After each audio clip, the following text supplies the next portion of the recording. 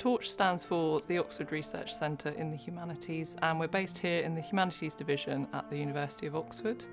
And what we do is we support researchers across multiple disciplines in their research and also public engagement.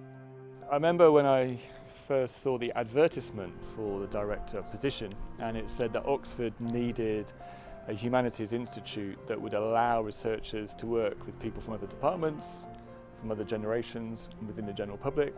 And I thought, that's exactly what Oxford needs, and I'd like to be involved in that. TORCH has been a great thing in Oxford.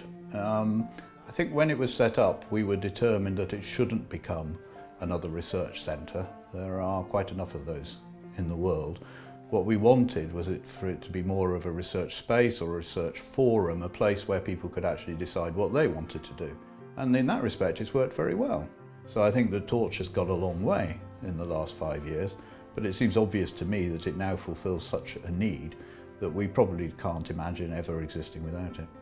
TORCH essentially has become a vital center for engaging the local communities with our research and showing the relevance of the university to a very diverse group of local communities. And I think that's been really, really vibrant and dynamic. And I think it is only set to continue to grow even more. What TORCH has done is enabled me to connect with a whole variety of different types of research within Oxford, but also it's an amazing shop window into the university. And for our external partners, it's a fantastic opportunity for them to understand both the depth and breadth of the research activity here at Oxford. TORCH has been a massive help for me. As a graduate student, I wasn't really sure which direction I wanted to go in as a career path, but the Knowledge Exchange project is really good in the way that it's flexible, who can apply. I wasn't on an academic contract when I finished my PhD. I was working for the undergraduate admissions outreach team. The fact that TORCH is very alive to these kind of opportunities and that they're training graduates from an early stage and then providing you with this funding and support to go and run away and do these projects. It's really great that TORCH is championing that. I'm quite a recent appointment to Oxford, and as a gay northerner, Oxford I think can seem quite a difficult place to come into, and having a network like TORCH that is so supportive, that celebrates diversity so passionately and so strongly, is immensely reassuring. TORCH has completely changed how Oxford feels for me as a place to do research, because for a long time before TORCH existed, I'd been feeling really like a fish out of water, and there didn't seem to be any options for someone who wanted to be somewhere on the boundaries, and specifically somewhere on the boundaries between the humanities and the sciences.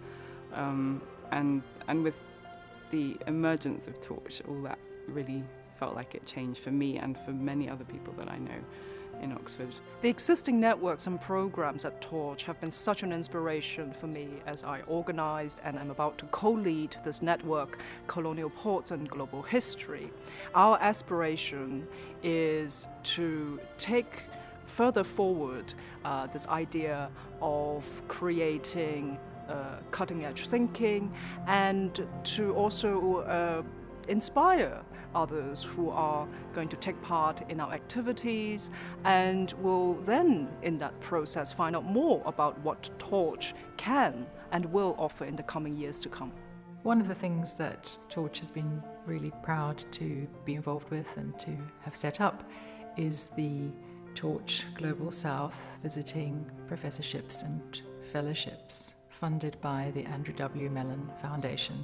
What the scheme does is to invite academics from universities located in the Global South to talk about issues relating to the representation of the Global South in the world today, questions of inequality and poverty and discrimination, and how we translate some of those concerns into our teaching and into our research.